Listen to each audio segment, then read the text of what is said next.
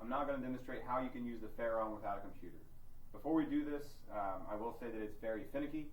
It's not very intuitive, so it's something you could do if you needed to in a pinch, if you use it several times, or if you want to use it without having to log in or use the PC. So it is possible to use the FARO ARM. It's just slower, and if you know what you're doing, it works, but otherwise it's a bit finicky. It's slow for me to get through it. I can't screen capture this, so I am going to have to put the camera right here.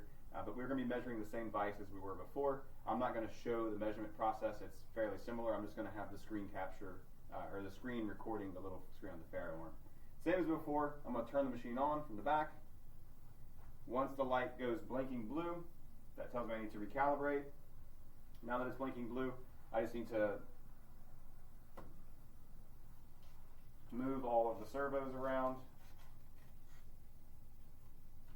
And now it's solid blue. I can begin taking measurements.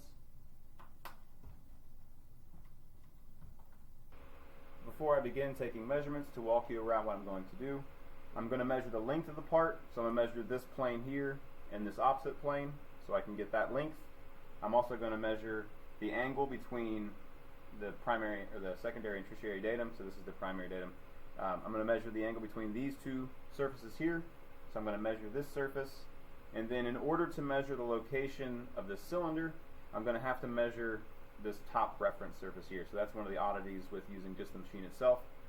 In order to pick up where the center point of this is, I need to know the intersection between the line of the cylinder and this plane I'm going to generate. So I'm going to measure these two edges to get the length, this edge to get the angle between this side, and this surface here and the cylinder to find the location of that cylinder. So I'm going to take all those measurements here in a few seconds. Now that I have you over here on the screen of the FARO ARM, the first thing I'll note, it's difficult to keep the camera focused on the screen, so it might blur in and out, but it's the best I can hold with this camera and the screen's glare. When you first come to the home screen, you want to name your part, so I've already typed in the name already. Now that I have that, I want to measure the part, measure the feature, and I'm going to start off with measuring the plane. So I have 4 planes total I'm going to measure.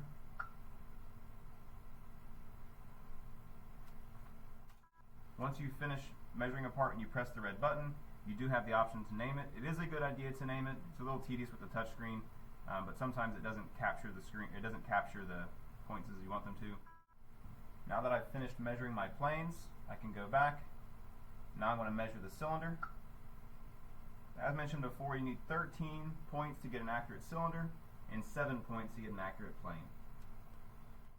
Alright, now I've measured all 4 of my planes and the cylinder. I'm going to go back. You can use the check features here,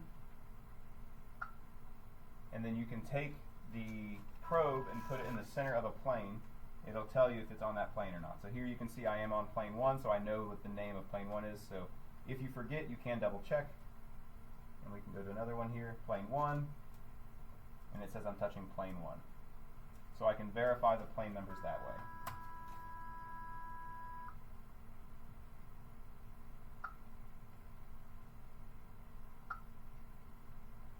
I'm back at the main menu. I'm going to go to the Construct tab, and now I'm going to measure the length between 2 planes, so plane to plane, and then plane 1, and the opposing plane is plane 2. And now I can see the measurement, 4.96. The next thing I'll measure is the angle. The angle is also fairly easy to do. Just go back to the Construct tab, construct an angle, and then plane to plane. Now we'll go plane 1 to plane 3. And I can see the angle is 90.002. The next thing I'll check is I want to find the distance from plane 3 to the center of the cylinder. It's a little more difficult to do. So I need to go to the Construct tab, construct a feature. I'm going to construct a point that bisects plane 4 and the axis of the cylinder. So line bisecting a plane. The line is going to be the center line of the cylinder. The plane is plane 4. And now it's going to create a point at that location. Now I can go back and I can construct the length between a point and a plane. I've only got 1 point to choose from, and I'm going to choose plane 3, and this should be 0.625. So you have 0.6297, so it's fairly close. I can go all the way back, go back into the Measurements tab, Review Features, and now I can get information from here, such as the flatness, which is the form of a plane. I can go to cylinder, I can see the cylindricity, and I can see the diameter, 0.3875. I can see my lengths, my angles, and my constructed point, which really all I care about here is the constructed length.